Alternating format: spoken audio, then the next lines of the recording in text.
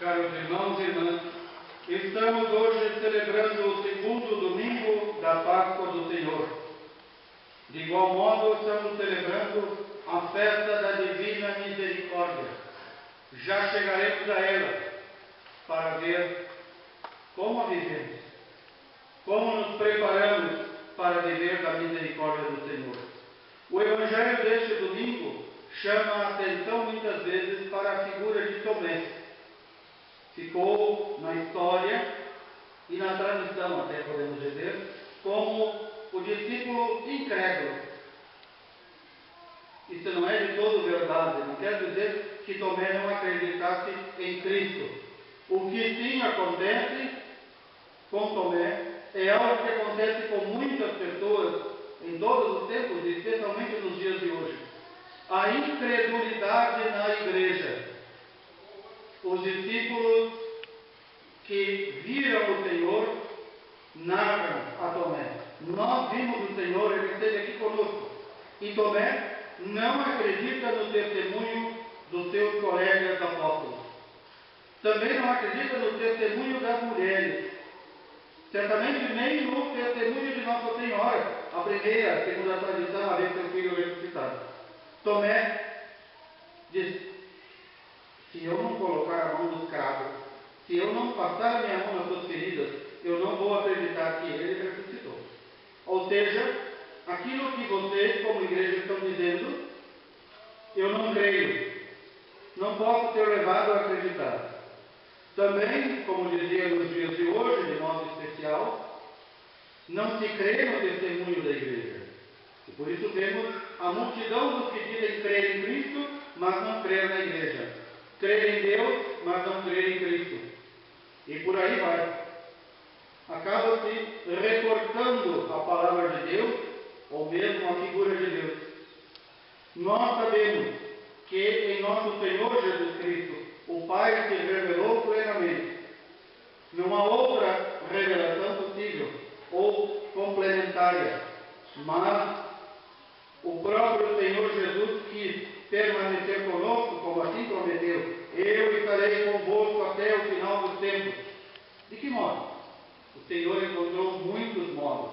Um deles é pela repetição, através dos apóstolos, da transmissão do sacerdócio, da transmissão da Eucaristia, que é o próprio corpo e sangue do Senhor, que foram transformados a partir de dois alimentos, o pão e o vinho. Nós temos que agradecer ao Senhor. Na Quinta-feira Santa celebramos isso, a instituição da Eucaristia, a instituição do sacerdócio. Hoje temos mais ainda a agradecer ao Senhor.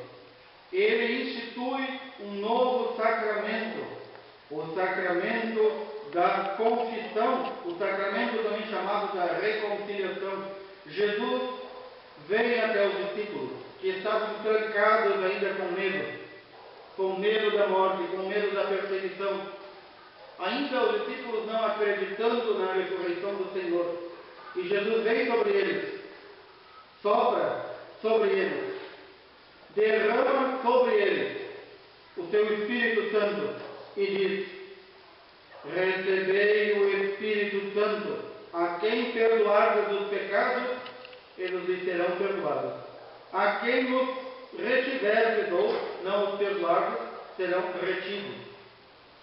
Jesus foi condenado, entre outras acusações, porque se fazia igual a Deus, diziam os judeus. Os judeus diziam: ele se faz como Deus, quer perdoar pecados.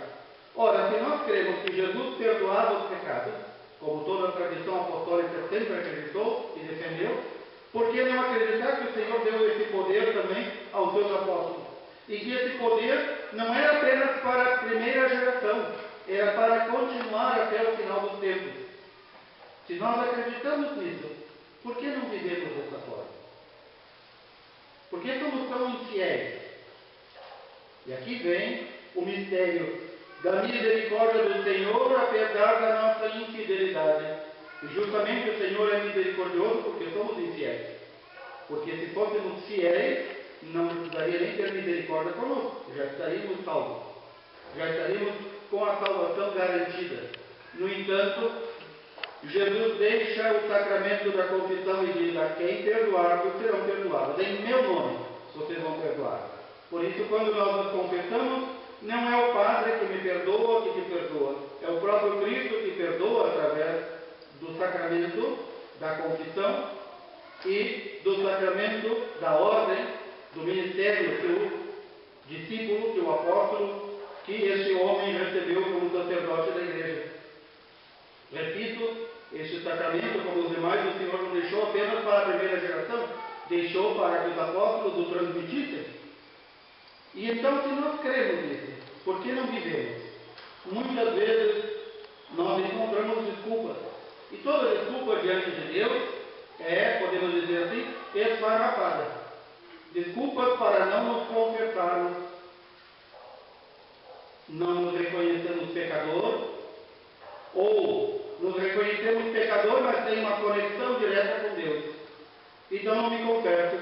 E às vezes até se ouve a suprema heresia da boca de muitos que se dizem fiéis: eu não me confesso ao Padre, porque ele também é homem e ele também peca. Claro que eu também sou homem e também peco. Eu não sou santo. Se fosse santo, já não estaria aqui. Já estaria no céu. Lá é o lugar do santo. Eu não me confesso ao Padre porque ele é pecador. Muito bem, tu, canalha que usa esse tipo de argumento. Por que tu vai no médico se o médico também fica doente? Por que tu vai procurar a saúde no hospital? Lá também tem muito enfermeiro doente e muito médico doente. E se não estão doentes, um dia vão ficar. E um dia vão morrer também. Nós achamos desculpas para dizer: creio no Senhor, mas não creio naquilo que Ele nos mandou fazer. E aí, irmão, surge a infidelidade. É aí a infidelidade. Não pensemos que os infiéis são apenas aqueles que não creem no Senhor. Mais infiéis, nos diz Jesus, na sua divina misericórdia, mais infiéis são aqueles que são batizados e não vivem de acordo com o seu batismo. Por isso o Senhor deixa mais este dom do Espírito Santo, o perdão dos pecados. Este Tomé, que é levado a crer apenas quando põe a mão nas chagas do Senhor, não acreditou no testemunho da igreja. E nós acreditamos no testemunho da igreja. Foram nossos pais, foram nossos avós, foi toda a geração de centenas de milhares de cristãos antes de nós que deixou o credo, que deixou o sacramento para nós, que deixou tudo aquilo que vivemos e que recebemos. Nós não inventamos nada. Nós não inventamos nada.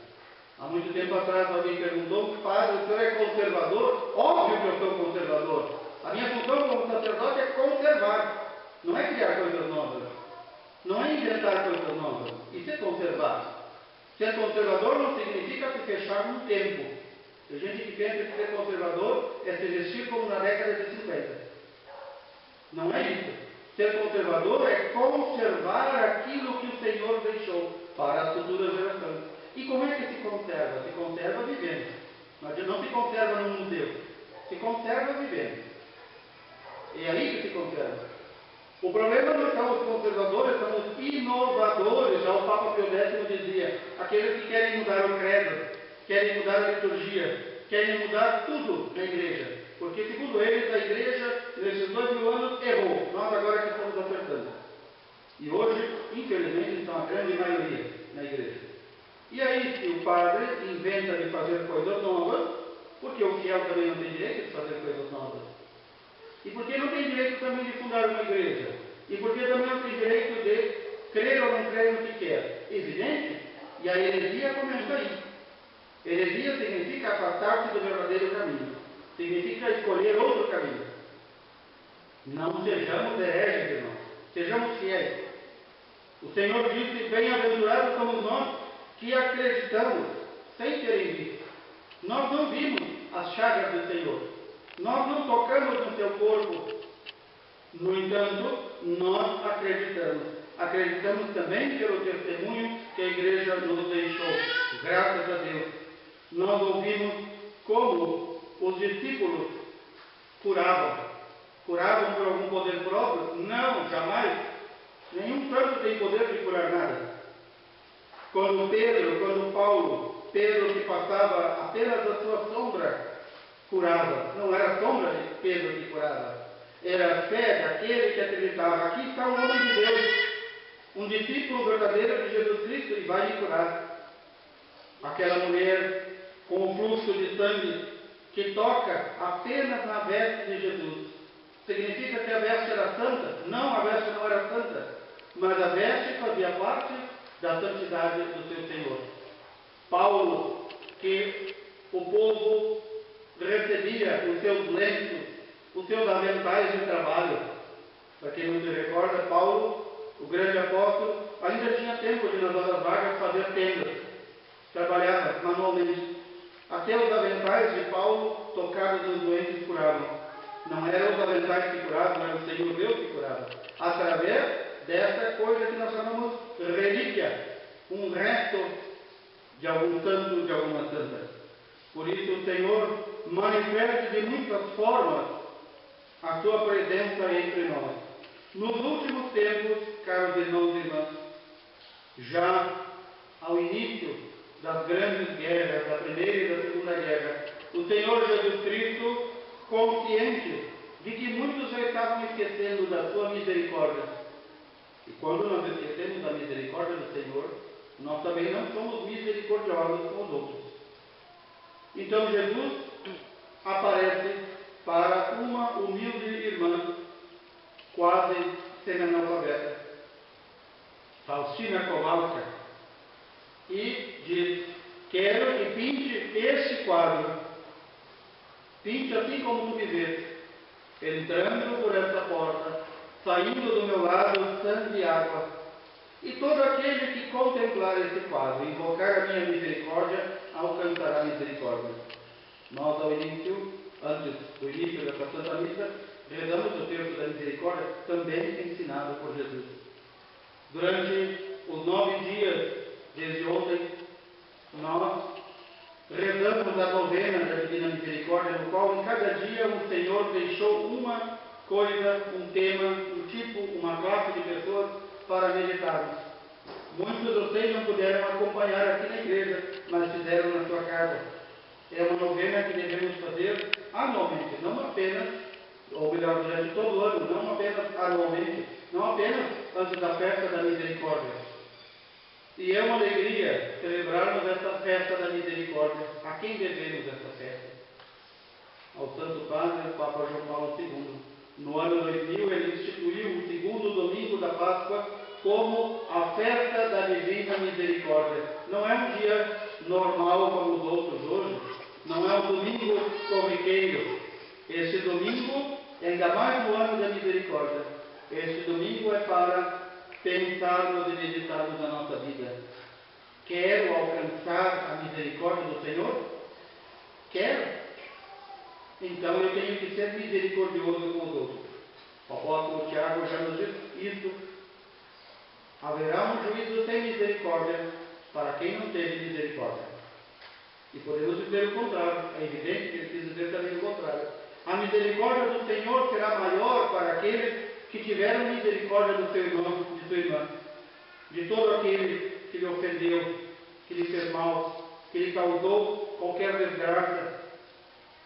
Por isso, este Senhor Jesus diz, invoca muitas vezes o meu nome, dizendo: Jesus, eu confio em vós, para que este coração de Jesus, machucado pela lança, que jorrou o sangue e a água, como diz João, jorrou os sacramentos da igreja, jorrou o batismo, que este coração também transforme o nosso coração num coração misericordioso. Ai de nós se não formos misericordiosos. Misericórdia significa abaixar-se, fazer-se pequeno com o outro, justamente naquilo que o outro mais precisa. o outro é deficiente, o outro é fraco, o outro é pecador, eu vou me abaixar para poder entendê-lo, para poder amá-lo. Assim como o Senhor Jesus fez. Deixou a sua glória no céu e encarnou-se para estar conosco. Rebaixou-se, como diz São Paulo. Anulou-se. Veio na condição de um escravo, nosso escravo, para poder nos salvar. Caros irmãos e irmãs, o testemunho da igreja nos diz: cremos em tudo aquilo que os apóstolos creem. Nós transmitimos tudo aquilo que recebemos e procuremos transmitir integralmente. Mas mais ainda, o testemunho unânime da Santa Igreja nos ensina pela Sagrada Escritura: o Senhor é rico em misericórdia. Por pior que eu tenha sido, ou pior que eu tenha feito algo, o Senhor está pronto a me perdoar, se eu lhe peço perdão. Para isso o Senhor deixou o sacramento da confissão. Se nós cremos no Senhor, creiamos totalmente, no Cristo inteiro e total, não nos recortes que fazemos. Que não ousemos fazer recortes no corpo do Senhor. Que não ousemos fazer recortes na doutrina do Senhor. O Senhor, neste domingo da misericórdia, quer derramar a sua misericórdia sobre nós. Quer nos acolher novamente. Quer dizer: eu te recebo novamente, como filho, como filha. Seja tu também misericordioso para com teus irmãos. Seja tu também misericordioso para com teus irmãos. Rápido em perdoar, rápido em esquecer, se tu queres alcançar a misericórdia. Louvado seja nosso Senhor Jesus Cristo. Para sempre seja louvado.